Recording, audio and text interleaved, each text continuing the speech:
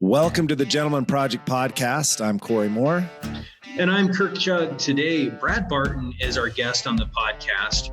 Years ago, I sat in a room with Brad and we talked to each other about what's most important in life. And Brad's story has impacted so many people throughout the country. In the way that he tells his story is just flat out awe-inspiring. I know that I mentioned to Brad back when we first met about the Gentleman Project because it was the earliest days of the project. And we ran into each other at a track meet as I was watching my boys run in their first track meet. And Brad Barton, who at the end of this podcast, you'll understand how cool this is hanging out at a junior high track meet for his daughter. And the coolest thing happens when a world record holder shows up at your track meet. You get his advice, and he had a group of kids huddled around him, and he's giving advice to these kids about how to improve. And it was a fantastic visual of the type of man we have on the podcast today. Brad Barton is a seasoned speaker. He's a coach. He's an author. He's a world record-breaking track athlete. He instructs and inspires organizations all across the country. You've heard of most of them. They're all big Fortune 500 companies in a variety of industries. He has hands-on ideas to increase productivity and record-setting performance. Brad is an athlete of athletes. He's in the Weber State Athletic Hall of Fame. He loves gardening. He's a honey beekeeper and the dad of 6 kids. So, Brad, thanks for joining us today. That's actually complicated as well. My wife and I actually have 12, but that'll be part of my story. Well, we can't wait to hear the story of Brad Barton. The one that I've heard years ago, it has always been a story that I think should be told because it shows grit and determination down to its very core, the story of your track performance, your track journey, and setting and achieving these goals. So, Brad, tell us a little bit about how you got involved in track and field and a little bit about your family. Yeah, so I was raised on a dairy farm in West Layton, learned how to work from my father. I recently spoke for an organization called Chain Breakers, which is talking about domestic abuse. My family had some of that. My grandfather had really an amazing man. I read a book that my uncle wrote about his dad, my grandfather Barton, an amazing man with a really ugly disease called alcoholism. So I was raised in the midst of that. My dad's drug of choice was rage, and good man, good heart, like my grandfather, an incredible man. With an amazing story himself, but just got sucked in by this awful disease. And my dad raised us by our backside. Good man. But it was kind of rough. When I was 13, Dad traded the dairy farm in West Layton, Utah, for an 1,100 acre cattle ranch near Salmon, Idaho. And I didn't really take to the ranching agriculture very well because I, for whatever reason, just didn't want to do that. And I was a very poor student, have learning disabilities, dyslexia, I think, as I like to joke about, but serious learning disabilities. And that was very difficult. And so I had a lot of fear and anxiety about my future. And I had a coach in high school, a wrestling coach, that told me I was going to be okay. He gave me some vision for my life of what it could be. I went home and told my dad, Coach told me I could go to college, Dad. And Dad laughed at me. He said, you'd be lucky to graduate high school with your grades. Dad was just pointing out the obvious. And I think it's important for us as fathers to be careful about pointing out the obvious. There's a line here. Let's be speaking not how things are and how things have been and how things probably always going to be. Let's be talking about possibilities. And that's something that my coach stood into that father figure place and spoke the language of possibility and had these stories from my life. He taught me that if I wanted to change my story, and I really badly did, then I've got to change my stories. And this notion of how stories impact a person in their formative years, especially, but all throughout our lives. We have stories running through our heads. And in some cases, they're very few syllables long, right? These stories, we're constantly being bombarded by outside stories and an internal dialogue. Those stories create our view of reality. And then that reality, it boots on the ground. That's how we perform. So this coach taught me that I could be more. I went back to school the next day and I said, give it up. Coach Dad said I could never go to college. And he just said, you have no idea who you are. If you work hard enough, you could win a state championship. They'd give you a scholarship. They would pay for your school. I liked my coach's version of my life better than my dad's. And for me, and so with no guarantee of success, I decided to try it and work as hard as anyone else in the state of Idaho. And in a sport that I was even better at, I won a state championship, got a scholarship to go down to Weber State College at that point, and met another incredible mentor. I started my career as a substance abuse prevention specialist. And one of the models is called asset building. Asset number 3 is getting your kids around 3 or more non-parent adults. Now think about this for a minute, dads. Our children having exposure to 3 people that aren't us, right? Because dads are supposed to love their kids and the moms are supposed to love their boys. But what if somebody else starts saying those things to them? For me, I had a couple of high school coaches and then one religious leader. He was my young men's president, basically a youth pastor, right? In other terms, these 3 men filled in for what my dad didn't have, some of the skill sets he didn't have, bringing that heart to his role. They helped me to become better. And this college coach pulled me aside and told me I could go to make the U.S. Olympic team. I liked the story. I didn't like how much work it was going to take, but you know what? I even grew to love the work. And it ultimately was ranked in the top 20 in the world in the 3,000 meter steeplechase. Did not make the U.S. Olympic team. That's a long, kind of a sick and sorry tale. Was too injured in Atlanta to make the Atlanta Games in '96. So I married a girl on the track team at Weber State, and we made some really fast kiddos. So we had 6 children together, and I started working as a drug prevention specialist, and then quit my day job 10 years later, and been speaking full time ever since, and having a blast. So that kind of gives you a sketch of my life. Well, that's killer. So let's go back to when this coach told you, you can create your own story, or you thought in your own mind, I can create my own story or stories. Maybe elaborate on that a little bit more. How does that journey start? How do you start trusting that I can create different stories? And then how do you go about that? Well, let's go back to the quote that Coach gave me. He says, if you want to change your story, you've got to change your stories, right? You've got to change the things that you're saying to yourself. And if you'd indulge me, this is kind of a strange request, but I'm going to ask your listeners and all of you right here, just to focus in right here, and then answer, just engage with a little activity with me. Answer a very simple question, lightning fast. Kirk, Cory, answer the question. What color is an orange? Orange. Okay, this is straightforward. Just out loud. What color is an orange? Orange. Orange. Do it a little bit crisper, and I'm going to invite your listeners to do the same thing. What color is an orange? Orange. Okay, very good. Now, I'm going to invite you to repeat a word a few times, and let's kind of get a little bit faster as we go. And if you're driving, listen to the podcast, whatever you're doing, just out loud, please. I invite you to actually engage in this. So out loud, say this word, and then I'll ask you a different question, and I'm going to invite you to fire off the answer. Just the first thing that comes to your mind. You ready? Here we go. Yeah. Ready? The word is white. White. So let's repeat the word white. White. White. Listeners, say white. White, White. white, white, white, white, white, white, white. Okay, what do cows drink? Milk.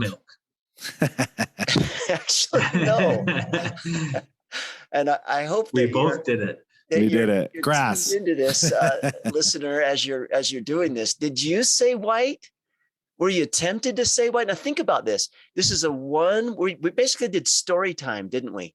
I invited you to repeat a one-word story, and you say that a few times. You get that one-word story thrown through your head. White, and then life served you up a decision to make. Cory, how'd you do? Pretty bad. How'd you do, Cory? How'd you do, listener? Okay. Because the story was in our head, it informed how we saw the question. And it certainly informed the answer. And now here we are saying just crazy things. How often have you and I done something that was ungentlemanlike because the story that we had running through our head at the time, right? We're annoyed in traffic. And so our children get to see us doing something that's untoward and not acting like a gentleman and giving someone the right of way, or, some kind of expletive or some gesture, because we have this annoyed story running through our head, right? And then 1,000 versions of that. Let's remember the Gentleman Project is really inside of me, right? That's who this is for. I am becoming more and more and more a gentleman, right? And all the things that entails. I tell my kiddos, I call them gentle men and gentle women, right? I call even my little kids, because I think it's just beautiful. I am genteel. What does that mean, right? There's nobility in that. There's this notion of nobility, kings, queens, right? That's what I'm kind of getting ahead of myself here about what my definition of gentleman is. But make sure that we understand the power of story, and who we become by degrees is the stories we allow to we can't decide the waves that hit the shore, right? The thoughts happen, right? But we do decide which of those thoughts and these stories we allow to perform to perform on our stage, or the ones we decide that we're going to surf, the waves we're going to surf, right? So let's surf these beautiful waves, not only for ourselves, but for other people. When we see our children doing something that's not, gentlemanlike, right? What are the story that is running through our head as we experience that? And are we going to choose to break the chain of abuse? In my case, right, my family's case, am I going to ask questions and be curious about what's going on here, or am I just going to go straight to annoyed? So, does that help? That was fantastic. Yeah, great answer. Will you tell us a little bit about how your family went from 6 kids to 12 kids?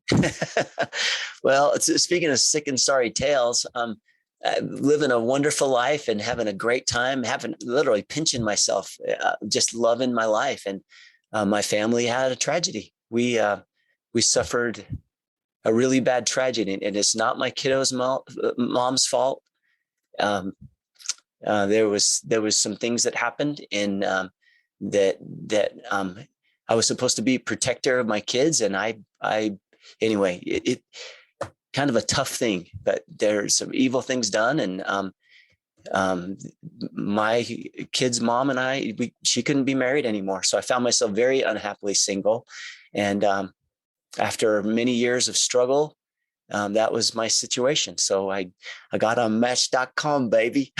Nice. And I found Melissa, and I've come with 2 sons and 4 daughters, and Melissa has 4 sons and 2 daughters. So we have a half dozen of each. And that's been a really fun thing to accept this role, not only as a father many years ago, but now as a stepfather, or bonus dad, as my kiddos call me. So that's kind of neat to have that many children.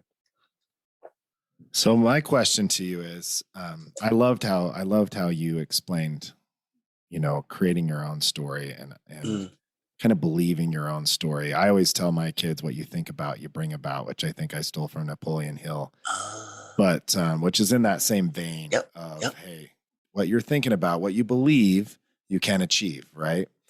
And so how did you teach your kids that? Or how are you, right? Like, how did you influence them? Or do you talk to them in a certain way? Or do you sit down with them and say, let's talk about your dreams, or let's talk about your story, or let's, are there ways in which you've influenced either your own kids or people in your lives? Maybe you're that, that second adult somewhere in your life. What do you say to these kids? How do you inspire them to understand? Or maybe you do what you did with us. Yeah, well, my kids have been raised with their dad on a stage speaking, and they've heard me speak many, many times. So there's very little tolerance for the lecture. So that I find that unproductive. There's jokes about the family. Oh, dad's doing it again, right? I really find, as most of us dads do, that the best way is why we're doing something, why we're working. I love to garden. It's a wonderful way to teach my kids how to get their hands dirty and get their hearts clean, right? That gardening is just amazing. There's hiking. There's for me and my children, running has been a ritual as well, and it's fun to even my really quiet son, someone that's not very expressive. We get on a run together, and it's just awesome to be able to connect and bond that way. So what are you doing, Dad, as a way to bond with your kids that has some movement to it, I guess, is my question for your listener. What are you doing that you can more naturally have that mentorship role flow, rather than just sitting down and having a heart-to-heart or an interview with your kids? Although that some people that works really well for me, it never has. So beekeeping is something that's my family does, and it's been fun to see. About half of our 12 children are interested in beekeeping. I got one of my sons that he's gonna go to 100 hives. He wants to make this a side hustle as he's building his computer programming career, and we've just bond, and it's just awesome. So that's one way to do that, is just on the move. I think is an important element. So what else have you done with your kids to bond and to, have these moments of teaching that feel natural? Once again, my kids have grown up seeing me on a stage. They've heard lots of stories about, how fast their dad used to be, and going to the banquets. And when I was inducted the Weber State Hall of Fame, there's just a little tired of that. And it wasn't a conscious decision, because I was called. It was bigger than just a conscious decision. I was supposed to do this hard thing.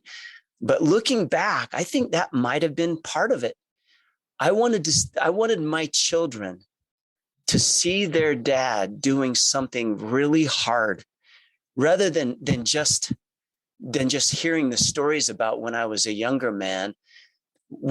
To see that, for them to see me on the track again and coming home, and just being obliterated after a very difficult workout, and just laying in agony for a day or two. My post-nasal drip from abusing my cardiovascular system.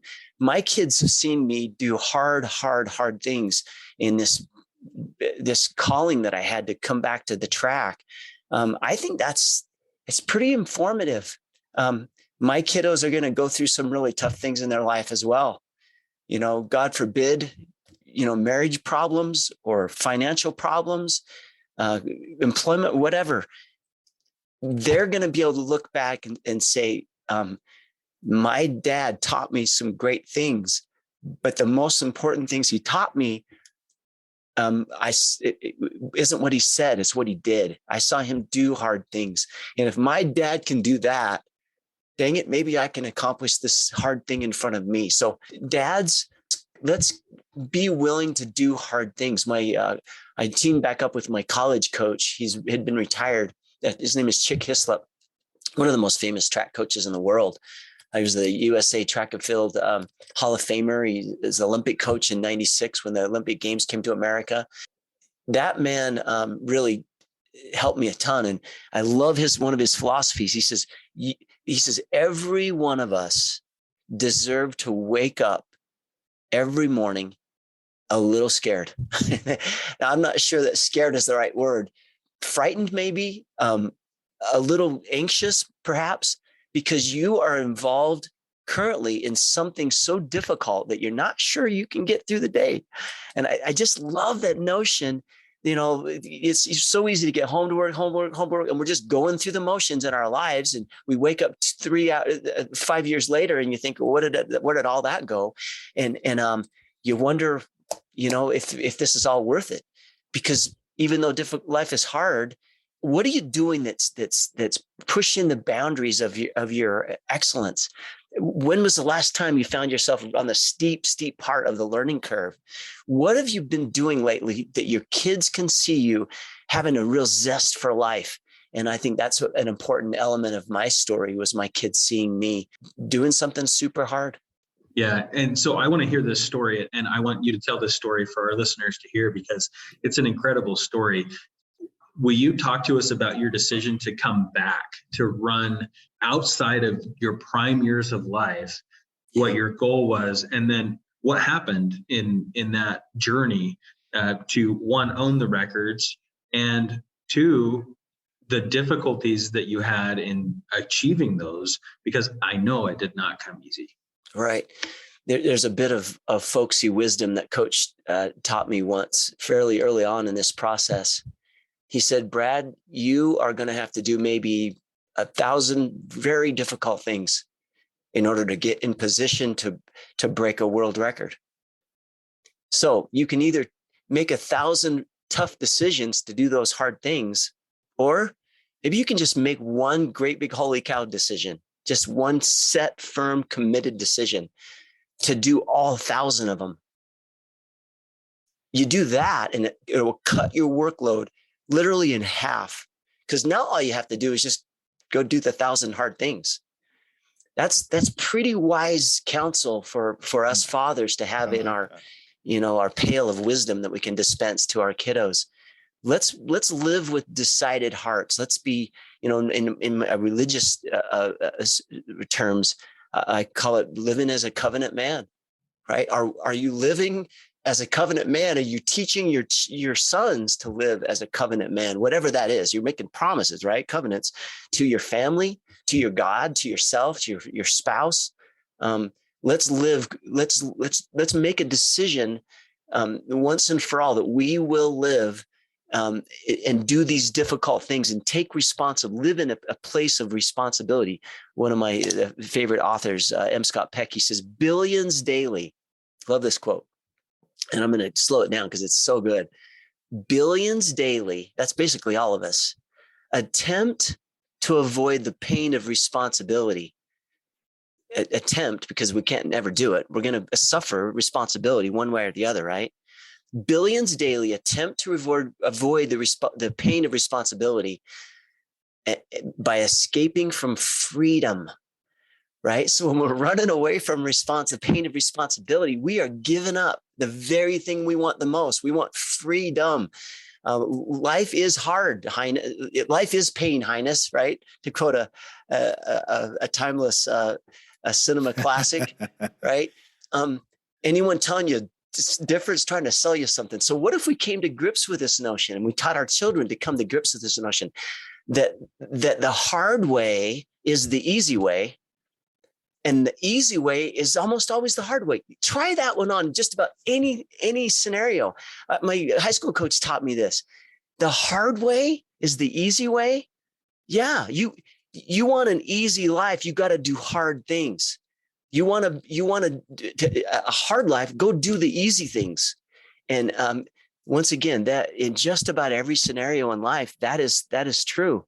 And so here I found myself at a high school track meet, and I saw the coaches mile contested, these old gray haired guys. And I'm sitting there thinking, well, what, I could do that. And then as they're running this indoor mile race, I'm thinking, well, I could do that.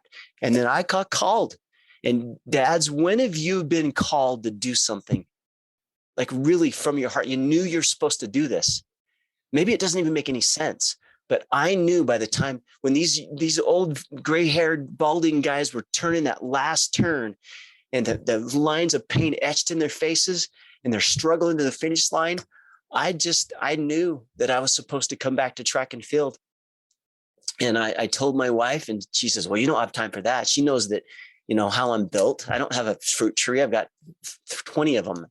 I don't have a couple of beehives in my backyard. I've got 100 of them, right? If I'm going to do this, I'm going to do it all the way. And she was right. I didn't have time for this, but I knew I had to do it. And so I got back on the track, and I ran a mile in 4:43 and ripped my quad. And a year later, I ran 4:32, and then I ripped my quad. I called my retired college coach, and I said, Coach, the world record's 4:20.19. What do you think? He says, I think it's time to come out of retirement, you and me, and let's go do something that's never been done. And all those years just faded away. And I was a starry-eyed college kid in his office saying, yeah, we can go to Barcelona, baby. Right. We're going to go make the Olympic team. Let's go do something that's never been done. And it was difficult. We worked for months and months and months before he ever let me race. I finally, I raced and ran 4:26. 2 weeks later, I ran 4:23. 2 weeks later, he broke my foot. It was a stress fracture, right? What do you think, Coach? He says, well, maybe we figured out why that's a 30-year-old world record we're trying to break. What? Maybe someone as old as you can't train hard enough to run any faster than John Hinton did, 4:20.19. Now I got a broken heart to go with my broken foot. And then he says, or maybe it can be done, and I just haven't figured it out yet. And this is a wonderful a piece right here. The environment has changed, he said. We figured out that I can't train you like a college kid at 46 years old. Because the environment has changed, I've got to change the way I approach this. Dads, the environment has changed. This is not the same world that you and I grew up in. Just the smartphone things, right? These things are changing the world.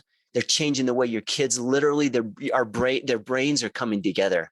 They will have different brains. They're cyborgs. We're raising cyborgs.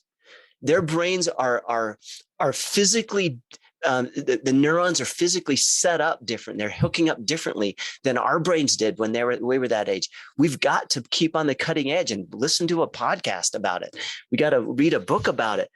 Let's figure out how these kids think differently than we did. And change our parenting at the same time, going back to the old principles and the values that we know that are timeless, right? Live those ourselves, and let's let our kids experience those things with us, and encourage them to do hard things. Let them know that they can do hard things as well. And let's roll up our sleeves and do hard things with them. Now, you didn't finish quite the story. You broke your foot, and then what?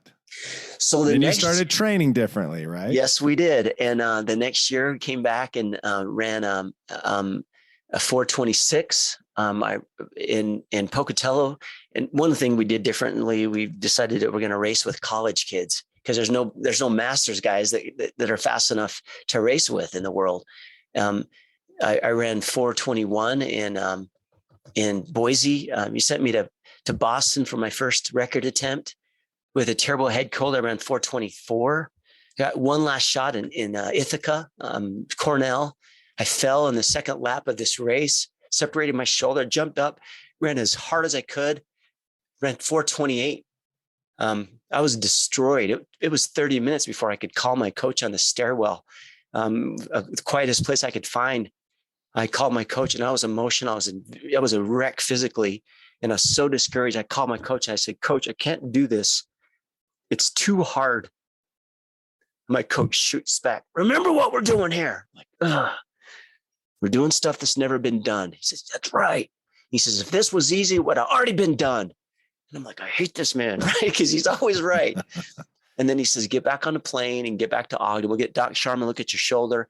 I'm personal friends with a Columbia coach. I will get you in that last chance meet in Uptown Manhattan. Let's get it done 2 weeks from tonight at the Armory. And that's what we did. 4:16.83 was our first world record. Whoa.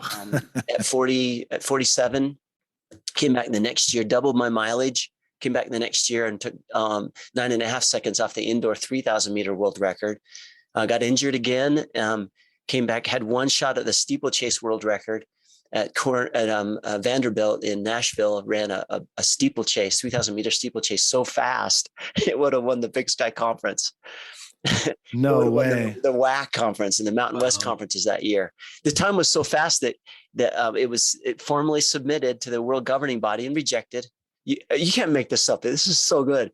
There was an inquiry made. The email that they came back with, it must have been on a Google Translate because the wording was a little bit strange. Dear Mr. Barton, please forgive us. When we program the computer that handles the data for the world records, we programmed it such that it would reject any times that are unrealistic. Guys, their computer the stories that their computer was following that they programmed, the story they programmed, precluded my record. The time was so fast, right? They said, that's insane. We've done some additional research and we've verified your fine performance. Please formally resubmit. It will be accepted this time. And congratulations on your new M45 3,000 meter steeplechase world record. Because we broke their dang computer, right? that is so cool. Because my coaches over the years had programmed my computer, right? The stories that I was, the defaults that I was under, right? Our kids have defaults, and some of them are great, and some of them are not. And some of the not great defaults are because we lost our temper once, Dad, right? Some of the not great defaults is because we told instead of asked when our kids needed some correction, right? We got preachy instead of asking the right questions. And they made some decisions about themselves and what they're capable of. Maybe we pulled some hard thing away from them and says, well, let me help you with that. Let me handle it for you. And we teach them by doing that they are not equipped to handle this difficult world that they're living in. Dads, let's remember that to be on the lookout for these poorly set defaults that our kids have, right? That our young men have, and help them probably with persuasion, maybe with stories, and maybe questions. Maybe we can question our kids into changing some of their defaults so that they can accept some of these hard things. Anyway, those are 3 of the 4 world records that we broke. Do you want to mention the 4th one? I'm curious. Well, I got to do a quick story. I was 48, almost 49 when we broke that last record. Masters records are kept in 5-year increments. I'm almost 50, guys, right? We're going to destroy the M50 world records. We figured we'd have 9 in them. We're going to get 9 of them, at least 9. And so I took a very badly needed 6 months of rest, very slow trajectory to 50 years old. I was super fit. In fact, I'd run within a second and a half of the indoor 3,000 meter world record. It was maybe 6 weeks before I turned 50. I was that fit. Then I shattered my toe on a speaking assignment in Mexico. Well, months later, I'd gone through a whole training cycle, got back to world record fit, and then I broke my foot, a stress fracture. Well, months later, I was all back to world record fit again. And each of these are months long training cycles. I took a wicked fall and injured my head, a concussion. Months later, I'm world record fit again, and I broke my toe. Months later, I'm world record fit. I ripped my quad. Months later, I'm world record fit. I took another really weird, freaky fall, and gave myself another concussion. It still bothers me. I have word recall problems. You probably have maybe noticed. Guys, I was 53 years old and I was done. I called my coach one day and I said, Coach, every step is a struggle. I don't feel it anymore. I don't feel called anymore. And coach says, yeah, it's okay, Brad. You don't have anything to prove. We got 3 world records. We've got 5 American records. It was basically a 10-minute kumbaya. I love you, man. Well, I love you too. Just to getting off the phone. Let's keep in touch, buddy. And then he says, could I just ask you one more question as we're hanging up? I'm like, oh, God, here it comes. He says, why were you doing this? And I says, what do you mean? So, well, we've been working now for nearly 4 years on the M50 project. Why were you doing it? And I said, I thought we were going to run as fast as we could, coach. He says, that's not good enough. What specifically was your goal? And I couldn't answer him. I said, I don't know, coach. He says, well, that right there might be the problem. Now, I'm telling you a track story, guys, a master's track story. What questions should we be asking our sons to get them to thinking, right? And I said, I don't know, coach. He says, well, don't quit training yet. Just keep after it and answer that question. Why were you doing this? And so I promised I would. I called him back a couple of weeks later and I said, and I'm going to paraphrase, dang you, coach. That's how I started the conversation. He starts laughing. What's the matter? And I said, I'm excited again. I figured out exactly what I want to do with this thing. I want to break Nolan Shahid's M50 mile world record. Coach, no human being over 50 years old has ever run faster than 4 minutes, 25 seconds. The world record's 4:25.04. Nolan Shahid, 18 years ago. He says, now we're talking. And I was excited again. And it was 3 months and I think 11 days from that phone call.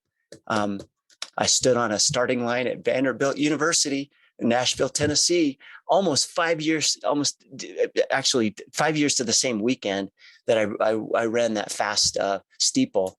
I ran a mile in 4 minutes and 19 seconds, 0.56.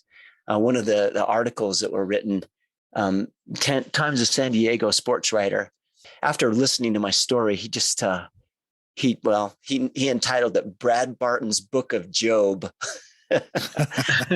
From ceaseless injuries to world record at 53, on an M50 world record. The joke inside the Masters world is that world records are set when there's still some smoke in the air from the birthday candle, right? When you turn 45 or 50 or 55. Yeah. And here I was at nearly 55 when we did this. Guys, the idea of getting through, if you know what you're doing, right? Then the rest of it is just are just details, right? If you understand why you're doing this. So let's help our kids deal with the challenges, but let's help them to identify their value systems, right? And keep those values that they've identified in front of them, right? Do they have a personal mission? Do they have a top 5 values in their lives? Let's keep those values front and center for our kids. And that's also to help them identify what their why is and then keep coming back to their why, because that will get them through medical school, right? It'll get them through a race. It'll get them through the dating years. It'll get them through, addiction, whatever it is. If the why is powerful enough, Simon Sinek talks about start with why. I think it's a great idea for dads to start with why as well. Well, that was inspiring. And I'm going to have my kids listen to this one. And every time I say that means it's a really good podcast, by the way, Brad. But we're out of time, unfortunately. But you started down the road of telling us what it means to you to be a gentleman. Maybe you could elaborate on what it does mean for you to be a gentleman. Well, as I said, I believe that this notion of being genteel, that's nobility, right? We're kings and queens, and that's who we are really, right? And I have some spiritual beliefs that we've got, some deity in our DNA as well. So that's one of the things I teach my kiddos. What is your version of that, right? That you're part of this huge universe that's amazing. Let's tie our kids in with something that's bigger. Let them know that they are bigger than just the sum of their parts. I think is part of being genteel. Some values that come to mind, integrity. I think gentlemen are integrous. A gentleman, they mean what they say and they do what they say. So this notion of integrity, I think that gentlemen value the genteel of womanhood as well, and that's an important aspect as well. What are you doing, son, to honor the role of womanhood? I think that speaks just volumes about who I am as a gentleman. And then this notion of taking responsibility. I think gentlemen take responsibility as well. So that's my short answer. Thank you, great Brad. Answer. Yeah, so wonderful stuff. One that you can listen to multiple times. Brad can be reached on his website, bradspeaks.com. If you want an inspiring person to come and speak to your group, your company, Brad is another one of those people who just is a fantastic speaker. When he gets up, you'll leave that room inspired by his grit and his integrity. I will end this by telling the backstory of the podcast that we're recording today. If you want to know what kind of a guy you've listened to today, Brad has COVID right now. And we decided to do the podcast anyway. And he hasn't felt well at all, but we had made this appointment. He said, let's do it. Let's just do it remotely. I don't want to get you guys sick. This is a guy that sets a goal and he sticks to it. He does what he says. And just fantastic podcast today. Thank you for joining us, Brad. It's been a pleasure.